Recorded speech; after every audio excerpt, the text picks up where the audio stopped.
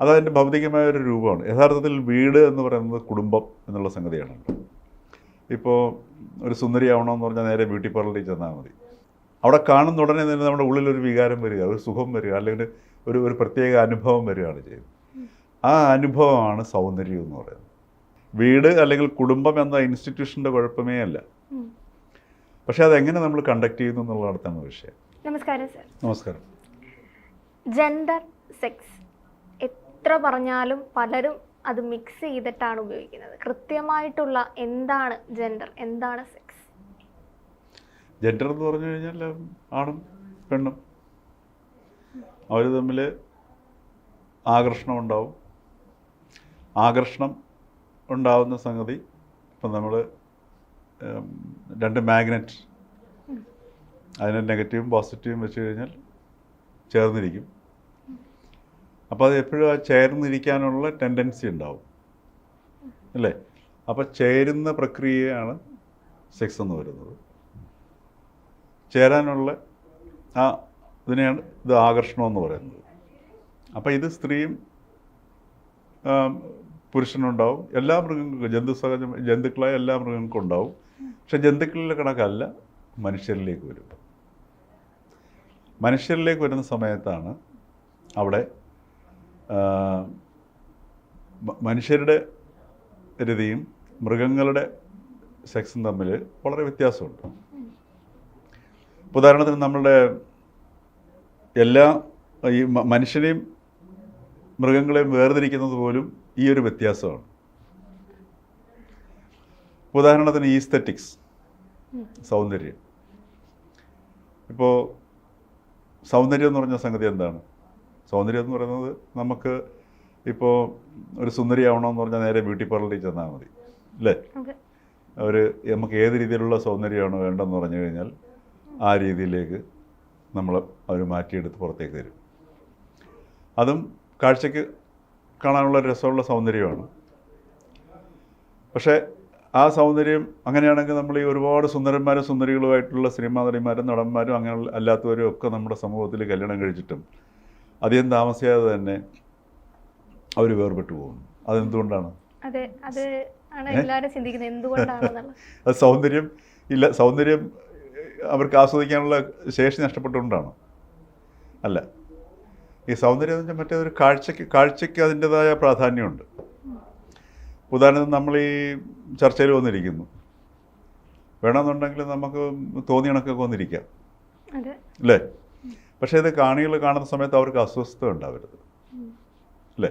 അസ്വസ്ഥത ഉണ്ടാകുന്ന സമയത്ത് നമ്മുടെ കാഴ്ചയെ അത് ബാധിക്കും, ഒരു തടസ്സമായിട്ട് മാറും. അപ്പോൾ അതുകൊണ്ട് നമ്മൾ അത്യാവശ്യം വൃത്തിയായിട്ടൊക്കെ വന്നിരിക്കേണ്ടത് നമ്മുടെ ഒരു ഉത്തരവാദിത്വമാണ്. പക്ഷെ സൗന്ദര്യം എന്ന് പറയുന്ന സംഗതി അത് ഒരു വ്യക്തിയുടെ ഉള്ളിൽ ഉണരേണ്ട, അനുഭവിക്കേണ്ട ഒരവസ്ഥയാണ്. അത് എക്സ്പീരിയൻസ് ചെയ്യേണ്ട സംഗതിയാണ് സൗന്ദര്യം എന്ന് പറയുന്നത്. ഇപ്പോൾ കുടുംബ ബന്ധത്തെ നിലനിർത്തുന്ന ഘടകം എന്താണ്? നമ്മൾ വീട് എന്ന് പറയുന്ന സംഗതി ഉണ്ടല്ലോ. വീടെന്ന് പറയുന്നത് നമ്മുടെ മനസ്സിലേക്ക് വരുന്നത് പെട്ടെന്നൊരു കോൺക്രീറ്റ് സ്ട്രക്ചറോ അതല്ലെങ്കിൽ ഓഡിറ്റർ സ്ട്രക്ചറോ ഒക്കെ ആയിരിക്കുമല്ലോ വീടെന്ന് പറയുന്നത്. അതതിൻ്റെ ഭൗതികമായ ഒരു രൂപമാണ്. യഥാർത്ഥത്തിൽ വീട് എന്ന് പറയുന്നത് കുടുംബം എന്നുള്ള സംഗതിയാണ്. ഈ കുടുംബത്തെ നിലനിർത്തുന്ന ഘടകം എന്താണ്? പരസ്പരമുള്ള സ്നേഹം. ആണോ? സ്നേഹം മാത്രം മതിയോ? സ്നേഹം ഇല്ലെങ്കിൽ പിന്നെ അവിടെ ഒന്നും ഉണ്ടാവില്ലല്ലോ. സ്നേഹം ആണോ? ഈ കുടുംബം എന്ന വ്യവസ്ഥിതി നിലനിർത്തുന്ന സംഗതി എന്താണ്? കുടുംബം എനിക്ക് തോന്നുന്നു ഒരു പാട്രിയാർക്കിയെ പേടിച്ചിട്ടാണ് പല കുടുംബങ്ങളും നിലനിൽക്കുന്നത്. അതൊക്കെ നമ്മൾ ഈ ഒരു പറഞ്ഞു പോകുന്ന ശീലങ്ങളല്ലേ അല്ലേ? നമ്മൾ ഈ പാട്രിയാർക്കി, മാട്രിയാർക്കി ഇങ്ങനെയൊക്കെയുള്ള പലതും പറഞ്ഞു പോകുന്നു. പക്ഷേ എങ്കിലും അതൊക്കെ നമ്മുടെ ഇന്നത്തെ ഒരവസ്ഥയാണ്, അല്ലെങ്കിൽ കഴിഞ്ഞ നാളിലായിട്ടുള്ളൊരവസ്ഥയാണ്. പക്ഷേ എങ്കിലും അത് ആ സിസ്റ്റം, ആ ഇൻസ്റ്റിറ്റ്യൂഷൻ നിലനിൽക്കുന്നു അല്ലേ? അതിലേക്ക് എല്ലാവർക്കും അങ്ങനെ ഒരു സിസ്റ്റം സൃഷ്ടിക്കണമെന്ന് ആഗ്രഹം ഉണ്ടാകുന്നു. ഇപ്പോൾ ഒരു യുവതിയും ഒരു യുവാവും അവർ പ്രണയത്തിലേർപ്പെട്ട് വിവാഹം കഴിക്കാൻ തീരുമാനിക്കുന്നു. അപ്പോൾ അവരുടെ മനസ്സിലുള്ള ഒരു ആഗ്രഹമെന്ന് പറയുന്നത് ഇങ്ങനെ ഒരു ഇൻസ്റ്റിറ്റ്യൂഷൻ ക്രിയേറ്റ് ചെയ്യുക, ഒരു വീട് എന്നുള്ള സംഗതി ഉണ്ടാവുക. ഇപ്പോൾ പാട്രിയാർക്കിയിലൊക്കെ അങ്ങോട്ട് മാറ്റാം. ഇപ്പം നമുക്ക് പാട്രിയാർക്കിലും വേണ്ട, മാട്രിയാർക്കിലും വേണ്ട, നമുക്ക് ഒരു വളരെ സ്വതന്ത്രമായ ഒരു സംഗതി സ്റ്റാർട്ട് ചെയ്യണം എന്നൊക്കെ പറഞ്ഞിട്ടായിരിക്കും ഈ പ്രണയകാലത്ത് തീരുമാനിക്കുകയും. പക്ഷെ അവരുടെ ഉള്ളിലുള്ള സംഗതി ഒരു വീട് എന്നുള്ള സംഗതി സൃഷ്ടിക്കുക എന്നുള്ളതാണ് അല്ലേ? അപ്പോൾ ആ ഇൻസ്റ്റിറ്റ്യൂഷന് പെട്ടെന്ന് ആ ഇൻസ്റ്റിറ്റ്യൂഷൻ്റെ കുഴപ്പമല്ലത് ആണോ? അല്ല. വീട് അല്ലെങ്കിൽ കുടുംബം എന്ന ഇൻസ്റ്റിറ്റ്യൂഷൻ്റെ കുഴപ്പമേ അല്ല. പക്ഷെ അതെങ്ങനെ നമ്മൾ കണ്ടക്ട് ചെയ്യുന്നു എന്നുള്ളതാണ് വിഷയം. അപ്പോൾ ഈ വീട് എന്നുള്ളൊരു പിന്നെ കൺസെപ്റ്റിന് അല്ലെങ്കിൽ ആ ഒരു ഇൻസ്റ്റിറ്റ്യൂഷൻ, ആ സ്ഥാപനത്തെ നിലനിർത്തുന്ന ഘടകം എന്ന് പറയുന്നത് അതിനകത്ത് നമ്മൾ കാണുന്ന കാഴ്ചകളാണ് അല്ലേ?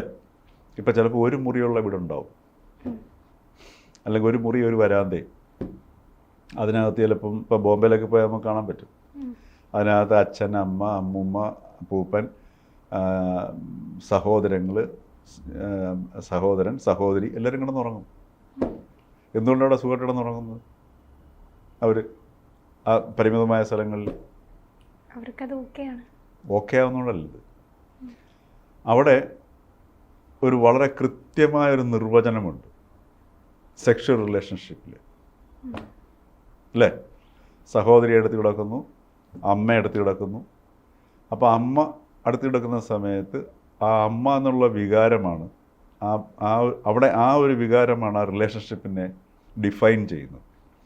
സഹോദരി അത് ആ ഒരു റിലേഷൻഷിപ്പ് അവിടെ ഡിഫൈൻ ചെയ്യുന്നു. അതുകൊണ്ടാണ് അവിടെ സ്വതന്ത്രമായിട്ട് കിടക്കുന്നത്. സഹോദരൻ്റെ കൂടെ സഹോദരി കിടക്കുന്ന സമയത്ത് അവൾ കൂടുതൽ അഷ്വേർഡാണ്. അമ്മ കിടക്കുന്നു. അപ്പോൾ ഈ ഒരു അതിനെയാണ് ഈസ്തറ്റിക്സ് എന്ന് പറയുന്നത്. അപ്പം പുറമേ നിന്ന് നോക്കിക്കഴിഞ്ഞാൽ സഹോദരനും സഹോദരി എന്താ പ്രശ്നം? എത്രയോ നമ്മൾ ഇപ്പം ഈ പറഞ്ഞ പോലെ അസുഖകരമായ വാർത്തകൾ നമ്മൾ കൊച്ചിയിൽ നിന്ന് തന്നെ കേൾക്കുന്നുണ്ട് അല്ലേ? പക്ഷേ അതൊക്കെ ഉള്ള പരിമിതമാണ്. പരിമിതമാണെങ്കിലും അതിൻ്റെ തോത് കൂടിക്കൊണ്ടിരിക്കുന്നത്. എന്തുകൊണ്ടാണ്?